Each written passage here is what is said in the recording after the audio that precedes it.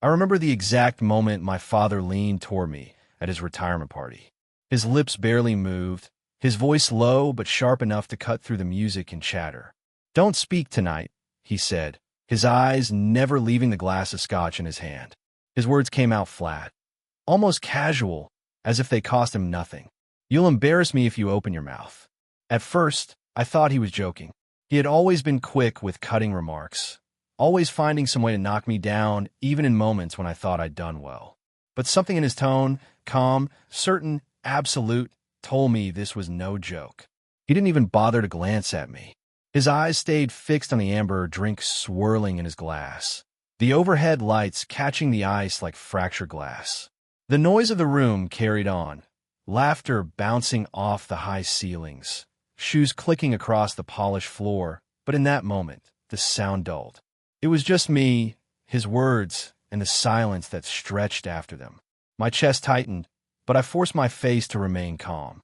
I didn't blink, didn't speak, didn't let my hands fidget on the table where they rested. I could feel the blood pressing against my skin, the sting behind my eyes, but I would not let it show. I sat still, like stone, while men in dark suits and loosened ties roared with laughter around us. These men had been with him for decades, partners and subordinates alike, men who told each other stories of long nights, tough deals, impossible wins.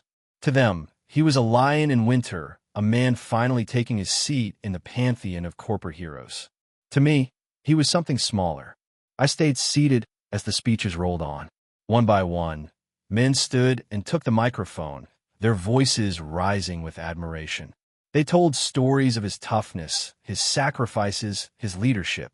Each tale painted him larger, more invincible, as though the entire company might have collapsed without his steady hand. They called him a mentor, a builder, a giant. The applause grew louder each time, filling the air with thunder. I sat with a half-smile plastered across my lips, pretending to share in their joy, but inside I was somewhere else entirely. I was 12 again, standing on a cracked basketball court, watching him tower over me with crossed arms and cold eyes. I had missed another shot. He shook his head and said, "You'll never play like me." His voice still carried that same steel, the kind that left no space for softness. Later, at 16, I was standing at the dining room table, sliding my first good report card toward him, waiting for even the smallest sign of pride. He barely glanced at it before muttering, "Not good enough." Those echoes had stayed with me all my life, and tonight they came rushing back in waves. The speeches stretched for what felt like hours. My father nodded, smiled, clapped men on the back when they praised him. His gray hair caught the glow of the lights, his posture straight as if the weight of age had skipped him. He looked every bit the hero they painted him to be, and no one else in the room knew what I knew, that the foundation beneath that image was rotten. When the last man finished and the crowd rose to its feet, another round of applause shook the hall. I stood too, clapping lightly, but my eyes stayed locked on him. He raised his glass, smiling wide, scanning the faces of the men who adored him. He had silenced me, cut me out of the script of his own farewell, but he had not destroyed me. Not even close. I didn't argue with him. I didn't grab the microphone or make a scene. That wasn't my way. Instead, I folded my hands on the table, feeling the weight of calmness settle into me like a stone sinking to the bottom of a lake. Because deep inside, I already knew something he didn't. The same report he had signed off on just a week earlier, the one he assumed was another routine stack of numbers, was sitting neatly inside my bag, zipped tight. He hadn't read it closely. He never did anymore. To him, numbers were formalities, tools for others to manage while he shook hands and gave speeches. But this report was different. It wasn't the kind of document a man could ignore, not the kind a man could run from. I had gone through it line by line, page by page, until the truth revealed itself to me as clearly as sunlight through glass. That knowledge pressed against me, steadying me. I looked at him one last time as he raised his glass higher, his smile wide, believing the night belonged entirely to him. Around him, men roared their approval, their hands striking together in thunderous applause. My jaw clenched, but my heart beat steady calm. The silence he had demanded from me tonight was not a defeat. It was a delay, a quiet waiting. I leaned back in my chair, the edges of my lips forming something between a smile and a grimace, my thoughts louder than the applause crashing around us. You may have silenced me tonight, Dad, I thought, but you won't silence the truth. I sat through the dinner like a shadow, pressed into the edge of the long mahogany table, my chair angled just slightly away from the center of the celebration. My father sat at the head, the place reserved for kings and conquerors, his glass lifted every few minutes in yet another toast. His laugh was too loud, a hollow sound that scraped against my ears, but no one else noticed. They matched it with their own laughter, eager to echo him. His hand clapped against the backs of the men beside him, pulling them closer into his orbit, as though he were the sun and they had no choice but to circle him. The waiters moved around us quietly, placing plates heavy with food, pouring more wine into glasses already half full. But I barely touched mine. To everyone else, he was the picture of strength and success. The man who had carried the company for decades. The man whose name carried weight outside these walls. To me, he was something else. He was a man who had spent his life building walls between himself and me, brick by brick, with words sharp enough to cut and silences deep enough to drown in. And now, he was sitting at the table of his triumph, as if I were nothing more than another empty chair filling space. He ignored me. He had perfected that act years ago, the ability to look past me as though I were smoke. His attention stayed fixed on the men who stroked his ego, never wavering. I didn't flinch. I didn't shift in my seat to try and catch his eye. I didn't lean forward to join their conversation. Instead, I sat still, memorizing him. The way his shoulders squared when he bragged about an old deal. The way his eyes crinkled with false modesty when a man toasted him. The way he wore the mask of the respected elder so easily, as if it were molded to his skin. It wasn't the first time he had chosen pride over family. The scene before me, him surrounded by admirers, me in the shadows, was only another version of what I had lived through again and again. My mind slipped back to the front window of our house when I was a boy, a baseball glove tucked under my arm, my eyes straining to catch sight of his car, turning the corner. He had promised to throw a ball with me, just once. The sun dropped lower, shadows stretched across the yard, and still I waited. He never came. Later, he brushed it off with the same words he always used. Work comes first. He said it flatly, like it explained everything, like it should have been enough for me. I grew older, but the lesson never changed. I was 16 when I laid my report card on the dining table, the best grades I'd ever managed. He glanced once, muttered, "Not good enough," and kept reading his paper. That was his way. No matter what I achieved, he found the flaw, the weakness, the failure. His lessons became sharper as I grew older, his words cutting deeper than any silence. He believed I was soft, too quiet, not built for the world he thrived in. And for a long time, I believed him. But what he never realized was that while he was busy mocking me, I was learning. I learned how to listen, how to watch, how to wait. I learned that silence could be a weapon, sharper than any insult. He thought my stillness meant weakness, but I discovered it was strength. Tonight, as he raised yet another toast to himself, I stayed silent, letting him bask in the illusion of victory. The louder he laughed, the more certain I became. I understood then why he hadn't wanted me to speak at his party. It wasn't that he thought I would stumble or that I would embarrass him with nervous stammering. It was that he feared me. He feared what I might say, because he knew I had been there, working in the same company, tucked away in a department he never bothered to glance at. He knew I had access to the numbers, the contracts, the deals that flowed across his desk. What he didn't know was how closely I had been watching, and he had no idea how much I had uncovered. It began with small things. A figure out of place in a quarterly report. A signature that didn't match the ones before it. Funds that shifted into accounts no one talked about. At first, I told myself it was sloppy bookkeeping, the kind of oversight that happened in a company too large to notice every detail. But the deeper I went, the clearer it became. None of it was careless. It was deliberate. My father had spent years building his reputation, but not just on hard work. He had bent rules, hidden losses, manipulated deals until the paper trail looked clean. He had painted himself as a giant, but his shadow told a different story. I didn't confront him. That would have been his way, loud, blunt, crushing. No, I chose something quieter. I kept collecting, file after file, report after report, stacking them carefully, storing them where only I could reach them. It became almost ritual. When the office emptied at night, I stayed behind, pulling threads, tying them together. The picture sharpened with every page. He thought no one would notice. He thought the image he projected would never crack. But I saw it. I had been building another portrait, one he could never hang on the walls of this hall. I glanced at him across the table, his laughter echoing so loud it almost shook the silverware. I didn't feel the rage I once thought I would. I felt certainty, a cold, steady certainty that sat in my chest like stone. He believed this night belonged to him, a perfect ending to his story. What he didn't see was that I was already holding the ending in my hands. The dinner carried on, plates cleared, wine refilled, the night rolling forward on rails he thought he controlled. But I stayed still. Every movement of his, every toast, every hollow laugh only confirmed what I already knew. The mask would not hold forever. And when it cracked, it would not be because I shouted. It would be because I let the truth do what my words never could. I lowered my gaze to the rim of my untouched glass, watching the reflection of the chandelier ripple across the wine.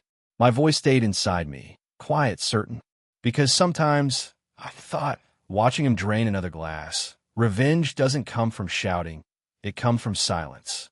The weeks after the retirement party moved slowly, like the quiet before storm. Each day seemed stretched thin, as if the world itself was holding its breath. My father believed the story of his life was already written, bound, and placed on the highest shelf for others to admire. He walked through the halls of the company with the arrogance of a man untouchable, stopping to shake hands, nod at compliments, and smile like a king graciously lowering his head to his subjects. To anyone watching, he was the perfect image of a legacy fulfilled. To me, he was a man standing on a crumbling foundation, blind to the cracks spreading beneath him. I carried the truth in silence. It weighed heavy in my bag every morning, even though the files weren't there yet. They lived in my locked drawer at home, stacked neatly, organized with precision. Still, I felt them with me everywhere I went, the evidence, the report, the quiet weapon I had forged with patient hands. My father thought he had crowned himself with glory, but I held his real crown, the one built not of gold but of truth. And I knew exactly when to set it before him. The hardest part was waiting. Some nights I sat at my desk in an empty office, staring at the report I was still shaping, fighting the urge to deliver it too soon. Timing mattered more than anger. Timing was the thread that tied the whole plan together. I reminded myself of the date carved into my mind, the board meeting 1 month after his retirement. He thought it was a formality, another chance for applause. But I would be there, calm, quiet, with the report in hand. At work, I moved like a shadow. My colleagues nodded to me in the hall, their expressions casual, unaware. To them, I was unremarkable, a man who blended into the background. No one suspected that every keystroke, every page I pulled from the archives, every glance at an old contract was part of something larger. They thought I was diligent, maybe even slow, but they didn't see the precision behind it. I was building something undeniable, a single report that told the whole story in his own numbers, his own words, his own handwriting. I remembered his voice echoing from years ago, sharp and mocking. "You'll never win a race walking like that." He had sneered at me as I trailed behind him, a boy who couldn't match his stride. Back then, I believed him. I thought slowness meant weakness. But standing in the office late at night, piecing together the puzzle of his corruption, I saw the truth. Speed wasn't the only way to win. Sometimes, the one who walked slow was the only one who saw the path clearly. Precision mattered more than pace. And now, years later, I was proving it. At home, my apartment became both a sanctuary and a workshop. The files were spread across my table in neat stacks, each marked, each cross-checked, each highlighted in the places where his lies bled through. I ran my fingers over the papers sometimes, as if feeling the weight of them could ground me. This wasn't just evidence. It was history. His history, rewritten in numbers and contracts and transfers he thought would stay buried. Every page whispered the same thing. He was not the man he claimed to be. One night, as I clipped another section into the binder, I caught myself whispering aloud, not a guess, not an accusation. Proof. My own voice sounded strange in the quiet room, steady but filled with something deeper than anger. Resolve. I thought about him often in those weeks, though not the way a son should. His face came to me in fragments. The crease between his brows when he judged me, the curl of his lip when he dismissed me, the hollow look in his eyes when I once tried to show him a trophy I had won. For years, I had chased him, hoping to hear something other than criticism. For years, I believed if I worked harder, if I proved myself enough, he would finally look at me and see more than a shadow. But the older I grew, the more I understood. He never wanted an equal. He wanted a son who would always stay beneath him, small and silent. That realization freed me. I stopped trying to win him over. I stopped waiting for him to change. Instead, I chose something he could never twist, never dismiss, never ignore. The truth. And I would show it to him at the very moment he felt untouchable, in the boardroom where his reputation sat highest. I didn't need his love. I didn't need his respect. All I needed was that single moment when his mask slipped and everyone else saw what I had always known. There were nights I lay awake, wondering what would happen after. Would the board bury it? Would they cover his sins to protect themselves? Or would they turn on him, strip his legacy bare? I didn't know, and strangely, I didn't care. My role wasn't to decide his punishment. My role was to reveal, to pull the curtain back and show the man behind it. Whatever came after was simply the natural consequence of his choices. The days dragged, yet the calendar page grew thinner. The date circled in red seemed to glow whenever I looked at it. I kept the binder locked in my bag now, carrying it to the office, to meetings, even a lunch. It was never out of my reach. I guarded it like a secret heartbeat, pulsing quietly against the rhythm of my life. Every time I pass his office, now empty, his nameplate still shining on the door, I felt a strange calm settle over me. For so long, that room had been his throne, a place I only entered with hesitation. Now, it was nothing but furniture and silence. A reminder that even the strongest walls fall when time presses against them. I became quieter, sharper. Colleagues began to notice, though they couldn't name what was different. "You've been working late again," one man said, his voice casual, almost joking. I only smiled and replied, "Some things are worth finishing properly." He nodded, never guessing the storm hidden in those words. The night before the meeting, I sat at my table, the report laid open in front of me one final time. I traced my finger down the lines, the numbers, the names, the signatures.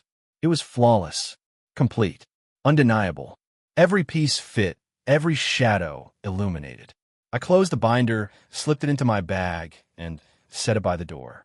The weight of it felt different now, lighter, as if it carried not just proof, but also release. I leaned back, staring at the ceiling, memories pressing against me like ghosts. His voice mocking me for being too slow. His silence when I wanted his praise. His laughter shared with others, but never with me. Those memories used to ache like open wounds. Now, they only reminded me why I was doing this. Why silence could cut deeper than words. I exhaled slowly, steady as ever, and felt the calm that had carried me since the retirement party sharpened into certainty. Tomorrow, the waiting would end. Tomorrow, the silence would speak. Soon, I thought, he will hear my silence louder than any speech I could have given. The morning of the board meeting arrived without ceremony. The sun outside the windows was pale, the kind of light that makes everything look sharper, harsher. My father walked into the room like a man returning to his throne. His suit was pressed so perfectly it could have stood on its own, his shoes polished until they reflected the long table like mirrors. He carried himself with the same proud shoulders I had watched since childhood, shoulders that once seemed larger than life. His smile spread wide, his teeth bright, his confidence filling the air before he even spoke. The board members stood to greet him. their claps ringing like a rehearsed chorus. "Gentlemen," he said warmly, his voice deep and commanding, the kind of tone that demanded respect without ever asking for it. A few laughed, as though in the presence of a legend. I sat quietly at the far end of the table, the place he had always told me I belonged, on the edge, where no one had to see or hear me. His eyes never drifted in my direction. To him, I was furniture, a chair with a body in it, something that filled a space but held no weight. The meeting began with its rituals. Men took turns standing, their words flowing in polished speeches about his leadership, his vision, his legacy. Numbers were tossed around like confetti, each one meant to shine a light on his supposed greatness. "A record year under his guidance," one declared proudly. Another raised his glass of water in a small toast, to a man who built an empire. My father lifted a hand in mock modesty, a little wave to suggest humility, though his eyes betrayed him. They gleamed with pride, catching the light every time he glanced around the table. He thought the story of him was finished. He thought the book had already been written, but he had forgotten the final chapter. When the chairman cleared his throat and said, "We'll now move to the quarterly report," my father leaned back in his chair, folding one leg over the other, smirking faintly. He tilted his head toward me with the smallest of nods, as though reminding me of my place. He was certain I would shuffle through numbers like a nervous boy, my voice cracking, my presence forgettable. He had no idea what I carried in the folder before me. I opened it slowly, my fingers steady, the sound of paper shifting drawing the room's attention. "Gentlemen," I began, my voice calm, clear, steady enough to surprise even myself. At first, I saw a few eyes drift away, expecting nothing more than routine. But as I read, their focus sharpened. I spoke of transfers that did not match, contracts signed with hidden clauses, debts buried in ledgers under names that led to nothing. My voice did not rise, did not tremble. It held the same tone as if I were reading weather patterns, letting the weight of the facts carry themselves. At first, I felt his stare, my father's, burning across the table. His eyes narrowed, sharp and warning, like the look he used to give me when I was a child about to say something foolish. His jaw flexed, his hand tightened around the armrest of his chair. But I didn't meet his gaze. I kept my eyes on the pages, turning them one by one, each sheet laid carefully before the men. The truth unfolded like a map no one had ever dared to draw. The boardroom, once filled with polite nods and hidden smiles, began to shift. Pens that had been scribbling notes paused midward. Faces that had glowed with admiration grew still, their expressions hardening into focus, into suspicion. A cough broke the silence, then nothing else. The room became heavy, the only sound my voice, line by line, fact by fact. I felt the tide turn slowly, like the pull of the sea. At first, one or two men leaned forward, then others followed, drawn in by the undeniable rhythm of the evidence. A man on my left removed his glasses and rubbed his temple. Another clenched his jaw. Even the chairman, who had smiled widest at the beginning, now sat rigid, his hands folded tightly together on the table. Finally, I placed the last sheet down, the paper sliding softly against the polished wood. The silence that followed was heavier than the applause my father had received when he walked in. I closed the folder with care, letting the sound echo faintly in the stillness. Only then did I look up, directly at him. For the first time in my life, my father had no words. His face, usually so commanding, was pale. His mouth opened slightly, but nothing came. His hand still gripped the armrest, knuckles white, as though it might keep him from slipping off the throne he believed was his forever. The mask he wore so effortlessly had cracked, and the men around him could see through it. The man who once silenced me, with a single look now, sat drowning in a silence of his own, one he could never escape. I didn't gloat. I didn't shout. My heart beat steady, my breathing even. I simply pushed the folder forward, sliding it across the table until it rested in front of the chairman. "This," I said softly, my voice carrying through the stillness, "is the full report. The numbers speak for themselves." My words were calm, simple, but they hung in the air heavier than any accusation could. Then I leaned back in my chair, folding my hands in front of me, the same way I had folded them on the night of his retirement party when he told me to stay silent. The board erupted quickly after that. "Is this accurate?"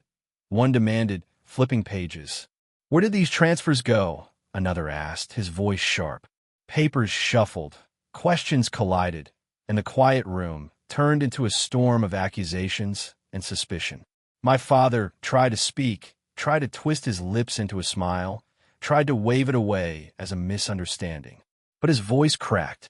His defenses came in stammers, half-sentences that collapsed before they even began. Every lie he had built his career on was now laid bare, exposed under the same light he once used to shine on himself. I didn't stay. I rose quietly, pulling my chair back with a soft scrape, the sound lost in the chaos of the room. No one looked at me as I left. Not even him. They were too busy tearing through the ashes of his legacy. I stepped out into the hallway, the heavy doors closing behind me with a final thud. Outside, the air felt different, lighter, freer. For years, I had carried his weight on my shoulders, his doubt, his criticism, his silence. It had pressed against me like chains I thought I would never shake. But now, for the first time, it was gone. I wasn't the boy standing in the shadows, waiting for approval that never came. I wasn't the young man chasing a ghost of respect. I was something else entirely. As I walked away from the building, the morning sun warming my face, I thought about the moment he told me I would embarrass him. Maybe he'd been right in a way. Maybe I had embarrassed him. But not with clumsy words, not with nervous stammers. I embarrassed him with the one thing he never thought I could hold against him, the truth. And in that quiet victory, I finally understood. Sometimes the loudest speech you'll ever give is the one written in silence. Disclaimer: the story you just watched is fictional. It explores themes of family dynamics, professional validation, and the powerful impact of a parent's words. This narrative aims to highlight the importance of self-worth and the unexpected ways that success can bring both vindication and healing.